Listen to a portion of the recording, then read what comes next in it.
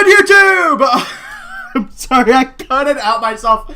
I had to rip off Josie there. I am so happy to be back. How are you guys doing? Oh my god, I just had the worst day I've had in a long time. My math finals, it's been hell for the past 3 weeks. I haven't been able to do anything. And I'm finally done with school. Finally done with finals. Finally free to make videos once again. And I get greeted with freaking Devil Hero support. What the hell? I'm so happy. Hey guys, Love for Life here. How y'all doing? Oh my god. I am astounded. This could be the best "you're done with school for 3 months" present I've ever had. Yes, you heard me right. I have no summer classes this year, which means I'm going to try and do a video every single day, if not every other day, okay? Now, it might take some time to get into that, but I do intend on doing that. I'm going to make up for you guys for all the time I've missed. I'm going to try to do a video a day on my main channel, a video every other day on my secondary channel, and at least 2 videos a week on my chaotic channel. That is my goal. Whether or not that's going to actually hold on true, I don't know, but that's my goal. So, let's get on with the topic of the video. Evil Hero, Earthbound Immortal, freaking Gimmick Puppet, and Predaplant support. I'm so happy. I read these on the train to school, and this brightened my day up so much. Oh my god. Okay, so, as you guys know, I'm a big hero fan. Destiny heroes are my favorite, but evil heroes are like my second favorite archetype. Vision heroes somewhere up there as well. It's really hard. I love them all equally. How about that? So, evil heroes getting more support. Oh my god, I've been wanting this for years. And we're finally getting it. And they're starting us off with the brand new boss monster, Evil Hero Malicious Bane. Which, by the way, I love this artwork. He's clearly, obviously, a fusion of Malicious Fiend. Or, sorry, no, Evil Hero Malicious Edge with something else. Kind of looks like he fused with Dogma, like Destiny Hero Dogma, or Destiny Hero Dominance. Like, he's got the ring thing of Dominance going on, but he's got the armor of Dogma. It's weird. I don't know what's going on. I just know he looks cool as hell. Looks like he ripped through something. He's got like the Wolverine claws that Malicious Edge and Fiend have.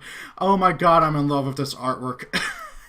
So, he's a level 8 Dark Fiend fusion effect monster, 3k attack, 3k defense. Very similar summoning conditions to Evil Hero Malicious Fiend, where he needs an Evil Hero monster plus a level 5 or higher monster. I believe Malicious Fiend, which keep in mind it's been a while since I've read the old Evil Hero cards. I believe Malicious Fiend needs a level 5 or higher Fiend. So it's really basically is the same thing as Malicious Fiend, and I love how we're getting a much better boss monster than Malicious Fiend. Malicious Fiend was really cool in concept, but he basically did the same thing as Volcanic Doomfire. He's really good in combination with another card, so you have ways of protecting more important stuff. And Bane here is much more aggro. So he must be summoned by Dark Fusion, and he can only use the second effect once per turn. First effect, he cannot be spread battle or card effect. That is amazing. Top that off with Dark Fusion's inherent protection to prevent the monster from being targeted the turn it was summoned. You got a untargetable, unkillable boss monster for a turn. Now granted, obviously during your opponent's turn where it's arguably more important that he has that targeting protection, he doesn't. So I would hope that you have ways of protecting him, but being protected from battle and card effect right there is really good in of itself. He's super easy to summon too, just needing an evil hero and a level 5 or higher, so he shouldn't be that hard to summon at all in an evil hero deck. During your main phase, you can activate this effect. You cannot attack with monsters for the rest of the turn. It's for evil hero monsters. Also, destroy as many monsters your opponent controls as possible with less than or equal to with attack less than or equal to this card's attack. And if you do, this card gains 200 attack for each destroyed. So he basically is a Scarlet Red Dragon Archfiend, but he only destroys your opponent's monsters, and then he gains more attack for every card destroyed. So then the monsters he can destroy increases, like the number of them. So like if your opponent does have like Let's say you're in a mirror match and they have Malicious Fiend out. Oh, you pop everything. This guy jumps up to like 36, and now he can destroy Malicious Fiend during the next turn. Although you're probably just going to run it over, let's be honest. I love this card. It's so cool. I love it. I don't even care if the rest of the cards are crap. I just love this card so much. He's so cool. I want it now. Oh, God. And yes, I actually do care if everything else is crap. I need this deck to be good. At least as a fun deck. Like, as at least as good as Vision Heroes, please. Then we got, like, freaking Thanos Mage thing here. I don't know what to call him. Earthbound Super Priest. How about that? His actual name. He's a level 8 Dark Fiend effect monster. 2900 attack, 2900 defense. If you control a synchro monster or monsters and have a synchro monster in your graveyard, you can spell summon this card from your hand. I've noticed a lot of people have been reading this or, but it's really and, which means you have to have a synchro in your hand, on your field, and a synchro in your graveyard in order to just plop them on the field. During your main phase, you can add an Earthbound Immortal from your deck to your hand, or from your graveyard to your hand. That's really good. You got Search Power and Recursion built into one effect. I love it. During the third, with the third effect, if you normal summon an Earthbound Immortal while this card's already in a monster zone, your opponent's life points become 3k. That just instantly opens up for an instant kill with most of the Earthbounds. Just off the top of my head, I know at least 2 or 3 of them have 3k attack, and if not, a lot of the others have really, really close. Which is really, really, really good. I love this card. I love all of these cards. I want them all now. I want the set now. This is just so cool. God, it's about time that the villains got some love. The villains of Yu-Gi-Oh! Animes always get like crappy archetypes. Well, they're good in the anime, bad in real life. This is a really cool boss monster. He really does help out your Earthbounds quite a bit.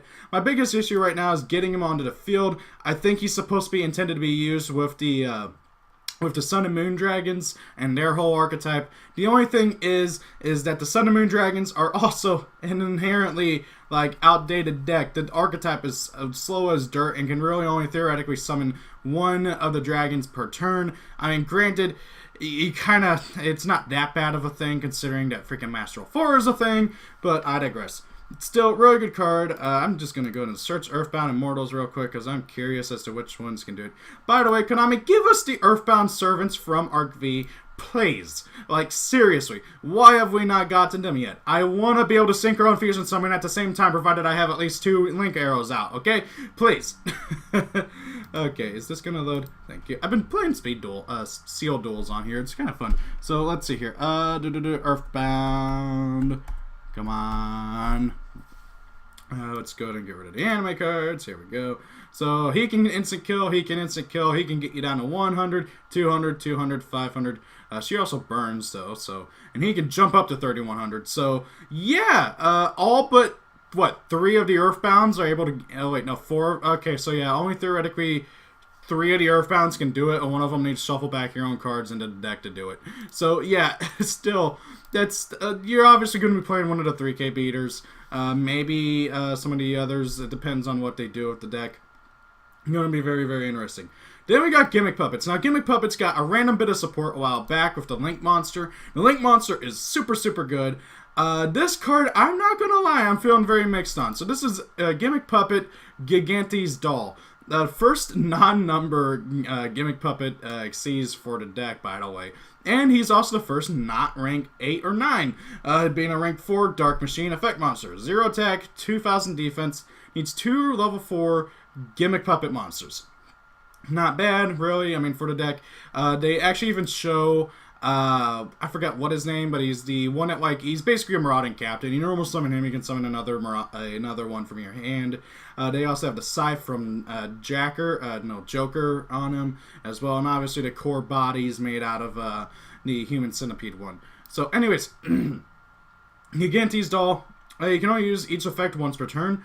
You can detach 2 materials from this card, then target up to 2 monsters your opponent controls, gain control of them until the end of this turn. Also, for the rest of the turn, you cannot spell summon monsters except Gimmick Puppet monsters, and you cannot attack with monsters that for Exceeds monsters. So, as I said, oh yeah, I might as well just read the second effect before I go on to this. So then you contribute this card all monsters with a level you control become level 8 for the rest of this turn. So obviously you're intended to steal your opponent's monsters, tribute him off, make them level 8. That is cool and all, But nowadays, you don't see your opponent having monsters with levels out on the field most of the time. Nowadays, unless they happen to be playing a synchro or fusion-oriented archetype, they're generally going to have nothing but links out. And as much as I hate that, it's just a sad truth of the matter. Links are dominating this game. They're all that matters in the ultimate grand scheme of things, especially in the meta nowadays. I mean, yeah, it's kind of cool if you're happy to be playing against, like, Thunder Dragons or something. You can take control of two of their Thunder Dragon Colossuses, or Colossi, I guess, I don't know. And maybe they're a dude who can pop stuff all the time. And yeah, that's cool, but really, let's be honest, you're going to see mostly links nowadays, and they don't have levels. Why does this card not say monsters you control on the field become treated as having level 8 right now? Okay, they could have done that. They really should have. That would have made this card actually like competitively scary. Because just think, Tribute Detach 2, still like your opponent's, I don't know, Borreload and... Oh wait, Borreload can't be targeted. Sword and like Boro Guard, I don't know, I guess. Take control of them and rank them up into a freaking, like, God, what is he called? Giant Grinder. That would have been cool. But no. Also, speaking of ranking up, the deck needs a way to search out rank ups because their end goal is making the rank 9s, and they need an actual rank, they need a new, rank up magic because Konami banned their rank up magic because they won't hit Utopic Sexual for some reason. God dang it, Konami, ban Utopic Sexual, bring back the rank up magic Argent Force or whatever the heck it's called. Anyways, yeah, I'm super mixed on this card. It's really theoretically good, but at the same time, not really. It's kind of It's definitely the weakest of all of these cards. That being said, though, something else you can do with it is steal your opponent's link monster and open up more zones for you. I like that a lot. That's really cool. So, like, again, like, let's say you steal your opponent's, like, I don't know, Firewall. Let's say he gets errated and he comes back. You steal your opponent's Firewall, and, oh, hey, you just open up 2 more zones for you to make extra deck monsters in. That's kind of cool. But again, you're going to give it back to your opponent at the end of the turn, so unless you tribute it off or something, or link it off, theoretically, if they get, like, another link monster, it's going to be very, very interesting. Then we got, let's be honest, this is Ghidorah. The instant I saw this, I'm like, that's Ghidorah. And maybe it's just because I have my brain on Godzilla mode because Godzilla King of the Monsters comes out later this month. And I can't wait, and Ghidorah's going to be in it, and he's like one of my favorite kaiju ever. And yeah, Predaplant. Okay. Tri-Vi-Overtum. There we go. Tri-Vi-Overtum. That's how I'm going to pronounce it. Or I'm just going to call him Ghidorah. So we got Ghidorah here. He's a level 9 Dark Plant Fusion effect monster. 3k attack, 3k defense. Glorious artwork. I love this card's artwork. He's so cool. Like, seriously. It kind of makes me wish we had a 3-headed Starving Venom. I'm just saying that would have been really, really cool. But we gotta have a 3-headed dragon in the main bad guy's archetype somewhere. Anyways, so yeah, 3k, 3 dark monsters on the field for his fusion summoning. That's not bad. It's what they do. They want to summon Starving Venom. Oh, if you happen to be able to get up to 3 more, well, 1 more, which the deck usually can do. It's kind of cool. To, well, make a big guy here, Ghidorah. So, you can only use the second and third effects once per turn. First effect, he gains attack equal to the combined original attack of all other monsters on the field with predator counters. That is really, really good. That makes him super scary. And theoretically, if like your opponent has 5 monsters out on the field and you like activate a Predaplant or something, reveal 5 and put like 1 counter on everybody, this guy can get big and probably 1-hit kill. It's very, very easy to do. If this card is fusion summoned and your opponent would summon a monster or monsters from the X deck, you can negate that summon if you do destroy it. So, this thing, if you fusion summoned it, it's a literal just solemn warning once per turn for X deck monsters. I love it. It's so good. And then if your opponent controls a monster with predator counters, you can summon this card from your graveyard in defense position. Again, really good effects. I love it how he has 3 effects representing the 3 heads. 1 head gains attack, 1 head can negate, 1 head can just constantly revive. That's really cool. I love it. The freaking URL. I'm you, Starving Venom, but better. What's this one? Combined Combatant. It's a bird, it's a prey. No, it's Super Priest. What's this one? Bane posting in 2019. Oh, God. So, these are just the boss monsters of these archetypes. If these are like past Legendary Duelist decks, then each of these should get about 5 cards. And I can't wait to see what we're going to get. We've already seen all of what Bakura's theme is getting. I can't remember if I made a video on it or not. I really don't remember if I did. It's been so long. So, in my opinion, what does Evil Heroes need? They need a new fusion spell that treats itself as Dark Fusion, preferably something like Fusion Destiny, where it can fusion from a deck or something. Maybe put a decent restriction on it. And I'd like to see another, like, Link monster, okay? Heroes have 3 Link monsters now, and only one of them is really good for Evil Heroes. One is literally just a Destiny hero without a name. I mean, but not a name. And then the other is just garbage. So I'd like to see another hero Link monster, preferably a good one that's usable for all of the archetypes, not just Evil Heroes. But if we don't get a Link monster, I'll be fine. Honestly, Isolde's is still a thing, so it's not going to be the worst thing ever. And this thing doesn't lock you into only heroes, so you can still make us old and go off from there. On that note, and I think I've said this in past videos, but we need retrains of the original heroes. You know, Sparkman, Avian, Bristendrix, Clayman, maybe Bubbleman. I think Bubbleman's fine as he is. But, however, the original 4 heroes, Sparkman, Clayman, Avian, and Bristendrix, need retrains. They need to be retrained. They need to be effect monsters that are treated as the originals that give bonus effects to the fusion monsters. Something like that. That are doing anything else other than just being a vanilla. I will be happy with anything. So, yeah. As long as we get retrains of the originals and like a new fusion spell, maybe a way to summon them back from the graveyard without like just ignoring their stupid restriction. I hate how every single freaking OG hero monster says cannot be spell summoned except by fusion summon, or cannot be spell summoned except by dark fusion. You know, it's annoying. But anyways, yeah. For Earthbounds, if you want to make a cohesive deck out of Earthbounds in general, they need something that can count as full tribute for their summon, be a Cyber Dragon, maybe give them a Synchro. I mean, technically 100 Eyes Dragon is a Synchro for the deck, but something a bit better, or that can turbo out 100 Eyes Dragon a bit easier. Otherwise, I really hope this is going to be like expanded support on the Sun and Moon Dragon archetype, and that they all get reprints. They've all only had that one printing, and that really annoys me because they're hard cards to get a hold of. So yeah, I would really like to see either one of those to happen. I'm not really sure. Oh, and then print the Earthbound Servants, Konami, please. I want to have the Earthbound Servants. That'd be really cool. For Gimmick Puppets, they need their own archetypal rank up. They need,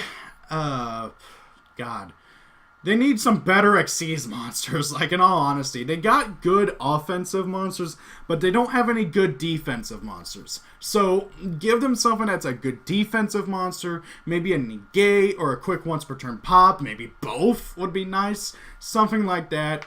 I feel like they got a pretty good solid monster main deck lineup, and I feel like they got a pretty good solid spell and trap card lineup. Heck, I don't even think they have any traps, but I feel like that they have a good monster lineup, good spell lineup, no traps. Maybe could use a trap or two, but granted, traps aren't played anymore nowadays unless it's stupid broken. So, I don't know. I really feel like that they really need to refine the extra deck. There's a good core there for Gimmick Puppets, but they need to refine that extra deck. Give us some negation monsters. Give us some like spammy monsters that can spam out more monsters from the deck or graveyard, something like that. And good lord, I'm losing my voice. I've been yelling for 20 minutes almost. Predaplants are one of the most interesting of these, okay? Predaplants, I feel like out of all of these archetypes, including Bakura's, they're in the best position. They just got the Arrow Mage Link monster, which helps out the deck quite a bit. There's buttloads of freaking plant support. There's buttloads of dark support. They have non-archetypal draw cards. They have a whole bunch of other stuff. So what does the deck really, really need? I feel like 2 things. First and foremost, they need an easy, concise, consistent way of spreading predator counters. Right now, they only really have Predaplast. Yes, there's also the one that's puts one on everybody whenever he's sent from field to grave, and then certain ones of the other like main deck monsters like Spinal Dionea do put one on like summon and stuff, but that's not enough. We need a way that can get a whole bunch on the field very quickly. So something kind of like the Cloudian Storm Cloud. I forget what it's called. It's a continuous spell, but that one that puts a Cloudian counter on everybody once a turn. And then, heck, even aliens have something like that. It's a continuous spell that just puts counters on everybody once per turn during the standby phase. Give Predaplants something like that, and then give it like a bonus effect too. Like maybe once per turn you can remove a Predator counter on somebody to extra normal summon. Something like that would be really cool. So I really want to see some more ways of getting Predator counters on more monsters concisely. Another thing I really want to see is an archetypal fusion spell. The deck does not have an archetypal fusion spell. It relies solely on polymerization and ultra polymerization, as well as also chlamydia. I know that's not its name, but it's Chlamydio Sundew. Let's be honest, it's chlamydia. It's that thing that lets you fusion summon once per turn. Using monsters you control or monsters your opponent controls with predator counters. And of course now with Super Poly at 2 they can use Super Poly as well. So giving them an archetypal fusion spell that's like a Super Poly light. Maybe it lets you use fusion, like maybe it lets you fusion summon using monsters on the field and use monsters your opponent controls. Would be really cool. I'd also like to see some sort of integration of the Odd Eyes kind of variety, so that then we could also summon Odd Eyes Venom Dragon, because that thing is an inherent buff to Starving Venom Dragon, but he needs Starving Venom plus an Odd Eyes monster. So, and there's no good Odd Eyes monsters you can play in Predaplants, or at least feasibly play in consistent amounts. So like an Odd Eyes Predaplant hybrid monstrosity would be kind of cool to enable that. And just my kind of like cup of tea on that one, though. So, what do you guys think? What do you guys think the deck? What do you think these decks need? I'm hyped. I want to see what more we're gonna get. I want to see what's left for V Jump, because if this is all we're getting. I know that like lately V Jump's been kind of doing a like once a day thing where like they've been revealing stuff over a period of over like a week or so. So it's gonna be interesting to see what else gets announced. I'm hyped. I'm happy. I'm happy to be back. Hope you guys are looking forward to this wonderful summer of like daily videos and stuff. Thank you for watching. Have a great day. It's your birthday. Happy birthday. See you all later. Peace out and goodbye.